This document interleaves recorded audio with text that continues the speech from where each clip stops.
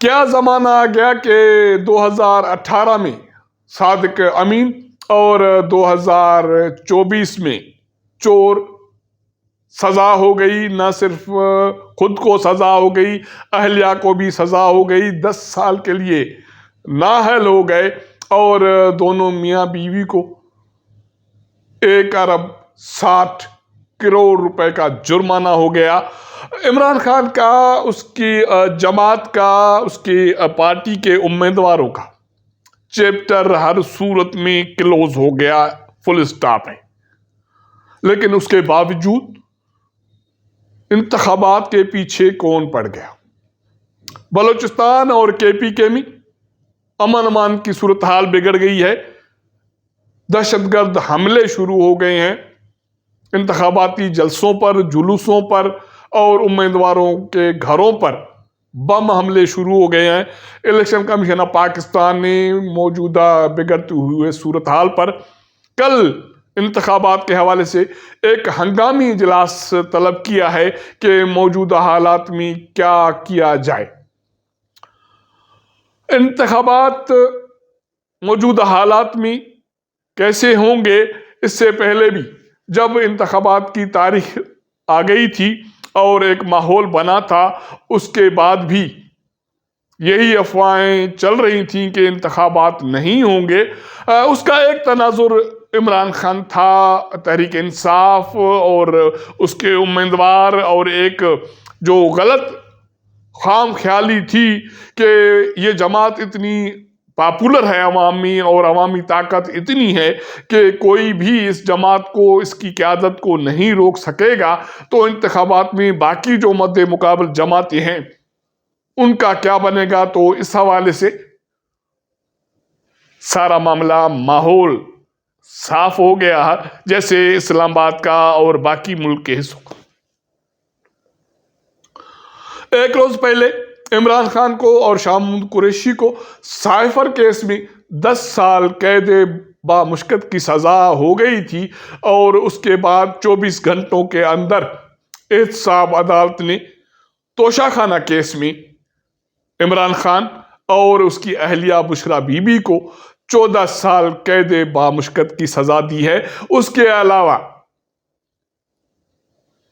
یہ کہا گیا ہے کہ توشہ خانہ میں سے جو تحائف لیے گئے تھے ان کا ازالہ تو کرنا پڑے گا، اور جرمانہ ہے تقریباً 1 ارب 60 کروڑ روپے. عمران خان تو ویسے ہی جیل میں تھا اڈیالہ میں، کیونکہ اس کو سزا ہو گئی تھی. نہ صرف سزا سے پہلے بھی وہ اڈیالہ جیل میں تھا پچھلے سال اگست سے، اور اس کے ساتھ ساتھ شاہ محمود قریشی بھی اڈیالہ جیل میں تھے. وہ سزا ہو گئی، بات ختم ہو گئی. لیکن عجیب بات یہ ہے کہ احتساب کورٹ نے جب یہ کارروائی شروع کی، سزا ہو گئی اور سزا کے بعد بشرا بی بی خود چل کے جیل پہنچی. وہ اڈیالہ جیل میں موجود ہے. اب فیصلہ یہ کیا جا رہا ہے کہ اس کو اڈیالہ جیل میں رکھا جائے، اس کو زمان پارک میں رکھا جائے، یا اس کو بنی گالہ میں اس کے گھر پر قید کر کے رکھا جائے.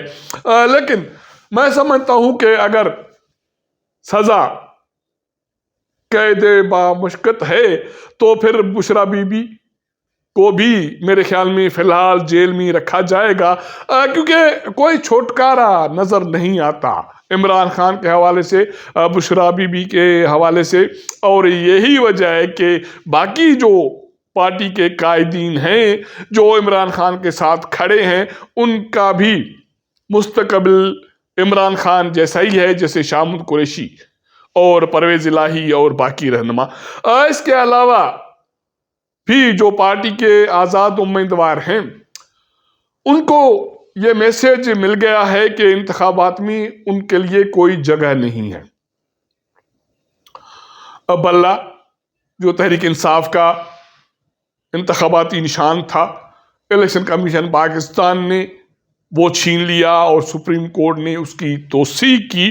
اور یہ سمجھا جا رہا تھا کہ تحریک انصاف، اس کی قیادت اور آزاد امیدوار سبق سیکھ جائیں گے، لیکن شاید جیسے پاکستان کی عوام نے یا پاکستان کے لوگوں نے یا پاکستان کے حکمرانوں نے تاریخ سے سبق نہیں سیکھا، اسی طرح میرے خیال میں تحریک انصاف والوں نے بھی سبق نہیں سیکھا۔ انہوں نے آزاد امیدوار نامزدگی فارم جمع کرائے، اس کے بعد جو لاٹھی گھومی ہے، ابھی تک پنجاب سے تقریباً 50% تحریک انصاف سے وابستہ آزاد امیدوار انتخابات سے دستبردار ہو گئے ہیں۔ ابھی اطلاعات یہ ہیں کہ تحریک انصاف کے مرکزی رہنما حماد اظہر بھی انتخابات سے دستبردار ہو گئے ہیں، حالانکہ وہ متحرک اور سرگرم رہنما رہے اور عمران خان کے ساتھ پارٹی کے ساتھ کھڑے رہے، لیکن 2 دن پہلے اس کے بزرگ والد کو گرفتار کیا گیا تھا۔ تقریباً 1-2 گھنٹے کے بعد اس کی آزادی تو ہو گئی تھی، لیکن پھر اندازہ ہو گیا تھا کہ آزادی کیسے ہوئی جب حماد اظہر نے تھوڑی دیر پہلے ذرائع بتاتے ہیں کہ انتخابات سے دستبردار ہونے کا اعلان کیا۔ فواد چودھری اور باقی رہنما پہلے ہی رگڑے گئے۔ تو اس طرح آنے والے انتخابات جو 8 فروری کو شیڈولڈ ہیں، بیلٹ پیپر چھپ گئے، ان کی منتقلی ہو گئی ہے، کچھ حلقوں میں بیلٹ پیپر چھاپنے یا کچھ امیدواروں کے بیلٹ پیپر چھاپنے کے حوالے سے ابھی بھی مسائل برقرار ہیں۔ اسی حوالے سے بھی الیکشن کمیشن آف پاکستان غور کرنے جا رہی ہے کہ کیا کیا جائے۔ تو اس کا مطلب ہے کہ آنے والے انتخابات میں تحریک انصاف کا ککھ بھی نہیں ہوگا یا ککھ بھی نہیں رہے گا۔ تو فی الحال یہ چیپٹر کلوز ہو گیا۔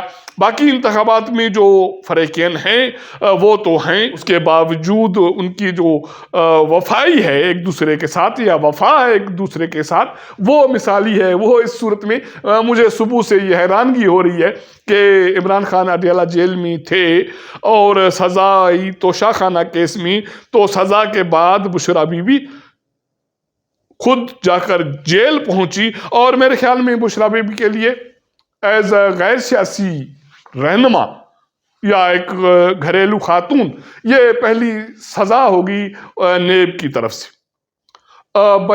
جج بشیر نے سزا دی ہے، اور یہ کہا جا رہا ہے کہ یہ وہی جج ہیں جنہوں نے 2018 کے انتخابات سے پہلے سابق وزیر اعظم میاں نواز شریف کو 3 کیسز میں سزا دی، اور پاناما کے حوالے سے کیسز تھے، اور کچھ ماہ پہلے وہ کیسز، ان کی سزائیں اعلیٰ عدالتوں میں، عدالت عظمیٰ میں نہ صرف کالعدم ہو گئی، سابق وزیر اعظم میاں نواز شریف کی جو انتخابات کے حوالے سے نااہلی تھی وہ بھی ختم ہو گئی۔ یہ تو ماضی کی بات ہے، مستقبل عمران خان کے حوالے سے کیا فیصلہ کرے گا اس پہ تو بات بھی کریں گے، لیکن ہم اس نقطے کو جوڑ رہے ہیں کہ اگر پی ٹی آئی اس کی قیادت اور سارا کچھ کلین سویپ ہو گیا اور کلین ہو گیا، اور یہ روز روشن ہے کہ ان کے لیے کوئی راستہ نہیں ہے انتخابات میں آنے والی کسی بھی حکومتی سسٹم میں، وہ وفاقی ہو صوبائی ہو، تو پھر سوال یہ اٹھتا ہے کہ انتخابات کے پیچھے کون پڑا ہے؟ کیونکہ پچھلے ہفتے سے انتخاباتی سرگرمیاں جب سے تیز ہوئی ہیں، بلوچستان میں کے پی کے میں P T I, Pakistan Peoples Party اور باقی سیاسی جماعتوں کی جو ریلیاں تھیں ان پر دہشت گرد حملے ہوئے ہیں، اور اس کے علاوہ کچھ امیدواروں کے گھروں پر بم حملے کیے گئے ہیں۔ ایک آدھا امیدوار شہید کیا گیا ہے دہشت گرد حملوں میں، اور یہ خوف نہ صرف بلوچستان اور کے پی کے میں موجود ہے، یہ خوف کی فضا پنجاب میں بھی محسوس کی جا رہی ہے۔ یہ اتنی خوف کی صورتحال بنی ہے کہ الیکشن کمیشن آف پاکستان کو اس صورتحال پر غور کرنے کے لیے، فیصلہ کرنے کے لیے ہنگامی اجلاس طلب کیا ہے۔ کل 2 بجے الیکشن کمیشن آف پاکستان میں بلوچستان اور کے پی کے میں بگڑتی ہوئی امن کی صورتحال کے حوالے سے اجلاس طلب ہو گیا ہے۔ وزیر داخلہ اور سیکرٹری داخلہ وفاقی اور بلوچستان اور KPK کے چیف سیکریٹریز IGs کو طلب کیا گیا ہے تاکہ موجودہ صورتحال کا جائزہ لیا جائے کہ ہو کیا رہا ہے، کرنا کیا ہے۔ اب جو دہشت گردی کی صورتحال ہے، کل جب صوبائی نمائندے اجلاس میں آئیں گے، کیونکہ کچھ سیاسی جماعتیں، کچھ آزاد امیدوار جن کا تعلق KPK سے رہا یا JUI سے رہا، وہ پہلے سے یہ خدشہ ظاہر کر رہے تھے کہ امن امان کی صورتحال خراب ہے، سیکیورٹی کے حالات سنگین ہیں، تو انتخابات کچھ عرصے کے لیے ملتوی کیے جائیں یا مؤخر کیے جائیں۔